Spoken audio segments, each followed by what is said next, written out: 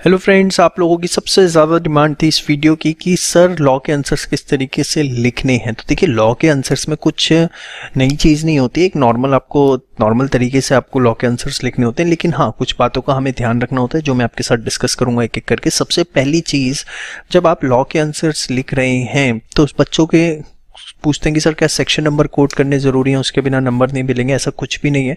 Rather than section की जगह आप एक्ट का नाम लिखिए इस तरीके से कि according to the provisions of Indian contract act, offer means, acceptance means, मतलब जो भी आपको लिखना है उसके एक्ट का नाम लिखिए। रादर देन आप सेक्शन याद करें और उसे गलत करके आए। क्योंकि होगा क्या, अगर आपने सेक्शन नंबर याद कर भी लिया सपोज और वहाँ पे आप गलत लिखा है तो आपने चाहे पूरा आंसर ठीक लिख रखा है, अगर आपका सेक्शन नंबर गलत है आपको 0 नंबर मिलेंगे। ये बात ध्यान रखना। तो गलती से भी सेक्शन नंबर 99.9% कॉन्फिडेंस भी श्योर हो तो भी मत लिखना अनटिल अनलेस वो 100% ना हो। और कोई आप अगर लिख भी आओगे तो उससे आपको कोई स्पेसिफिक एज या बेनिफिट नहीं मिलने वाला, क्योंकि इसकी कोई रिक्वायरमेंट ही नहीं होती है। तो पहली चीज, जब भी आप आंसर्स लिख रहे हैं तो आपको ऐसे लिखना है according to the provisions of जो भी एक्ट है। सेकंड चीज, क्या केस स्टडी याद रखनी होती है। तो देखिए, जब आपने मेरा कोर्स किया तो मैंने आपको जगह जगह बताया कौन सी केस स्टडी के नाम याद रखने और कौन सी नहीं रखने। और अगर नहीं याद आता है वहां पे केस स्टडी का नाम या आपने नहीं याद करे तो बिल्कुल भी जरूरी नहीं है। आप एक सिंपल सी लाइन लिखिए, in the decided case law it was held, और जो भी उसके फैक्ट्स हैं आप वो लिख दीजिए, दैट्स इट। और कुछ आपने नाम वाम नहीं याद करा या आपने इंपॉर्टेंट केस स्टडीज का भी नाम याद नहीं करा, वहाँ पे ऑन द स्पॉट याद करके गए, भूल गए, आपको सिंपल सी एक लाइन लिखनी, in the decided case law it was held, और जो भी फैक्ट है सीधे वो लिख दीजिए, कोई आपका नंबर नहीं कटेगा।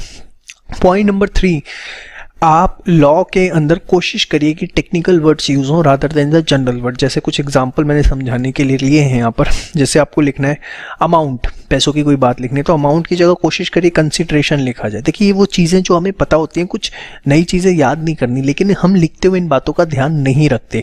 आपको लिखना है डिसाइडेड तो उसकी जगह बेटर है आप एग्रीड लिखिए। परमिशन लिखना है तो उसकी जगह बेटर है कंसेंट ऑब्टेन्ड लिखिए। ऑर्गेनाइजेशन लिखना है उसकी जगह बेटर है एंटिटी या फर्म लिखिए। टोल्ड लिखना है तो लिखिए ऑफर्ड या एक्सेप्टेड। चेंजेस लिखना है तो आप लिखिए ऑल्ट्रेशन, या विल लिखना है तो उसकी जगह शेल या मे। मैंडेटरी है तो शेल और ऑप्शनल है तो मे। तो कोशिश करिए कि जो लॉ के टेक्निकल वर्ड्स हैं वो यूज किए जाएं rather than the general words. और ये सिर्फ आपकी राइटिंग प्रैक्टिस से आ सकते हैं। आप सोचें कि आप यहाँ पर सीधे याद रखें और सीधे जाके एग्जाम के अंदर ही पेपर अटेम्प्ट करें, ऐसा नहीं है। इसके लिए मैं हमेशा एडवाइस करता हूँ कि जो भी टॉपिक आप पढ़ते जा रहे हैं टॉपिक टू टॉपिक लिख के जरूर देखिए, ठीक है। मे अटेम्प्ट के बच्चों पे तो अब इतना टाइम नहीं है कि वो टॉपिक टू टॉपिक लिख के देख पाए, बट एटलीस्ट रैंडम बेसिस पे मैं उनको कहूँगा कि एटलीस्ट 10 टॉपिक तो आप भी अभी लिख के देख सकते हैं, इतना टाइम आपके पास है।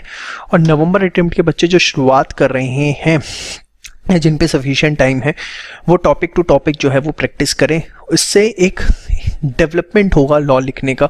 और उसमें सिर्फ आपको ये ध्यान रखना है कि टेक्निकल वर्ड्स का यूसेज करना है, जनरल वर्ड्स का कोई यूसेज आपको अवॉइड करना है, ठीक है। इसके बाद सबसे चौथी चीज़, लॉ के अंदर टू द पॉइंट आंसर बच्चे लिखने की कोशिश करते हैं कि एकदम पॉइंट पे हिट मारते हैं। सपोज एक छोटा सा एग्जांपल देता हूँ कि acceptance can not be before the offer. Acceptance offer से पहले नहीं हो सकती। ये पॉइंट आप बहुत कॉमनली पढ़ते हैं।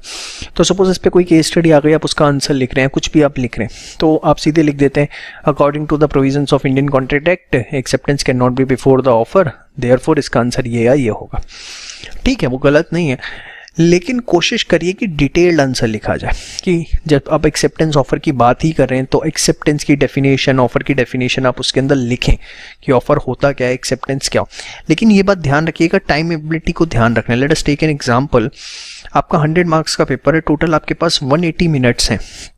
तो आप एक टारगेट लेके चलिए कि जितने नंबर का क्वेश्चन है उसको 1.5 से मल्टीप्लाई कर दीजिए। Let us take an example, 6 marks का क्वेश्चन है तो आपके पास मैक्सिमम 9 मिनट्स हैं जिसमें आपको उसका आंसर लिखना है, ठीक है। और कोशिश करना है डिटेल्ड आंसर, ये नहीं कि एकदम टू द पॉइंट ही हिट मारे, ठीक है। उसके अंदर जो भी लॉ से रिलेटेड डेफिनेशंस या प्रोविजंस ऊपर नीचे यूज हो सकते हैं, दिल खोल के लिखने की कोशिश करिए। मेरा कहने का मकसद ये है, लेकिन टाइम अवेलेबिलिटी को ध्यान में रखते हुए।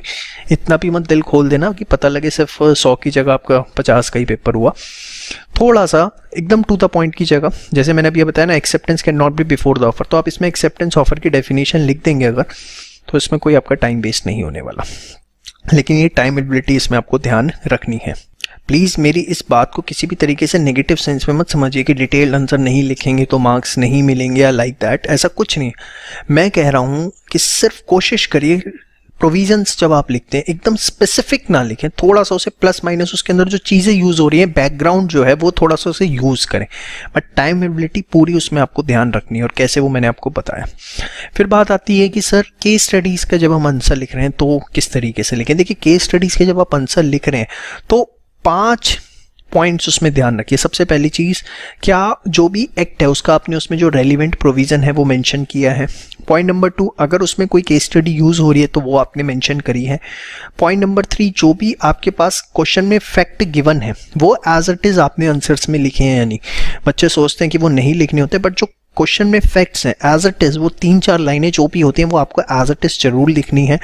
पॉइंट नंबर 4, जो भी आपके उसमें फैक्ट गिवन है और जो आपने प्रोविज़न लिया, दोनों के बीच में क्या लिंकेज है जिसके बेसिस पे आप कंक्लूजन ड्रॉ करेंगे वो जरूर मेंशन कीजिए। मर्ज लॉ विद फैक्ट्स, और फाइनल आपको कंक्लूड जरूर करना है। तो कोशिश करिए कि 5 एस्पेक्ट्स जो है आपके आंसर्स के अंदर दिखें: provision, case study, facts, merger of provision with the facts and the final is conclusion. तो जनरली होता क्या है, अगर आप सबके लिए एक एक छोटा छोटा पैराग्राफ भी बनाते हैं तो मिनिमम 4 पैराग्राफ्स तो बनेंगे ही, 1 2 3 4, और अगर केस स्टडी भी हुई उससे रिलेटेड तो 5 पैराग्राफ्स आपके बन जाएंगे। ठीक है, तो इस तरीके से हमें एक केस स्टडी का आंसर प्रेजेंट करना होता है। और बाकी घबराइए किसी तरीके से नहीं कि लॉ के अंदर कुछ बहुत टेक्निकल चीज़ें लिखनी है। आप बस ये मेरी छोटी सी बातें जो हैं ये आप ध्यान रखिए, इससे ज़्यादा लॉ में कुछ भी अलग नहीं है। अल्टीमेटली एक नॉर्मल सा पेपर है। हाँ, कुछ बातें ध्यान रखनी है जो मैंने आपको बता दी, आप इतना ध्यान रखेंगे that will be more than sufficient. जय श्री श्याम। लॉ में बार बार कहता हूँ सब कुछ छोड़ दो जिसको लॉ में डर लगता है। इस समय सेल्स और गुड्स पार्टनरशिप एलएलपी, इन 3 एक्ट्स पे फोकस कर डालो। 30 नंबर के एग्जाम में आने हैं, बार बार कह रहा हूँ। इससे ज्यादा आपको क्या बोलूं स्पष्टता के साथ। और बीसीआर का वो बहुत अच्छे से ध्यान, तो देखो बीसीआर को आप समझते हो कि सिंपल इंग्लिश है, हो जाएगा, ऐसा नहीं है, उसको ध्यान देना है। जिन बच्चों ने मेरा कोर्स ले रखा है उसके लिए बताता हूँ कि सिर्फ परफेक्ट प्रैक्टिस बुक कर लो सेल्स और गुड्स पार्टनरशिप एलएलपी की, और साथ में जो है आप बीसीआर के जो हमने चैप्टर वाइज असाइनमेंट दिए हुए वो बहुत अच्छे से कर लो। और नहीं भी ले रखी तो सेल्स और गुड्स पार्टनरशिप एलएलपी जहां से कर रहे हो अच्छे से कर लो, और बीसीआर का आईसी मॉड्यूल अच्छे से कर लो, हो जाएगा। Own language versus ICI language पे बच्चों को हमेशा डाउट रहता है, तो मैं यहाँ पे बार बार बताना चाहूँगा जो डेफिनेशंस होती हैं, जो कीवर्ड्स होते हैं, वो सिर्फ आप लॉ की लैंग्वेज में लिखिए।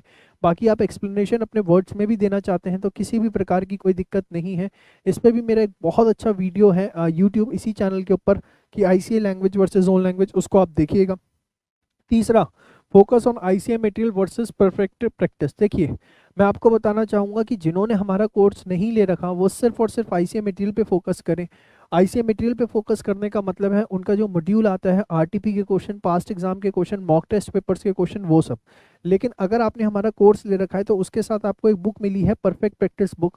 मैं आपको बेट दे रहा हूँ कि इससे ज़्यादा आपको कुछ करने की ज़रूरत नहीं है। अगर आप सिर्फ परफेक्ट प्रैक्टिस के क्वेश्चंस भी बहुत अच्छे से कर लेते हैं तो it is more than sufficient to score the good marks. Law में 40 मार्क्स दिलवा दीजिए प्लीज। बेटा मैं आपको बार बार बता रहा हूँ, परफेक्ट रिवीजन बुक निकाली ही इसलिए, उसके अंदर जो लॉ का जितना कंसाइज नोट्स का पार्ट है ना, बस उसको आप अच्छे से दिमाग में बैठा लो, आप देखोगे ऑटोमेटिकली 40 नंबर आ जाएंगे। और सेकंड चीज एक कर लो, जो हमारा एक कोर्स है लॉ आंसर राइटिंग, जिसमें मैंने 30 वीडियो रिकॉर्ड किए हैं ये बताने के लिए लॉ में आंसर लिखने कैसे होते हैं विद एग्जांपल्स, उसको एक बार देख लो। मैं कह रहा हूँ 40 की बात आप कहोगे सर आएंगे ही आएंगे, आप लिखोगे नहीं दिलवा दो, आप कहोगे सर अब तो आप नहीं भी दिलवाओगे तो भी आएंगे। तो आप ये 2 चीजें कर लीजिए, वो कंसाइज नोट्स प्लस जो लॉ आंसर राइटिंग का कोर्स है वो बहुत अच्छे से कर लीजिए हमारा, ये आपकी सारी प्रॉब्लम जो है सॉल्व हो जाएगी।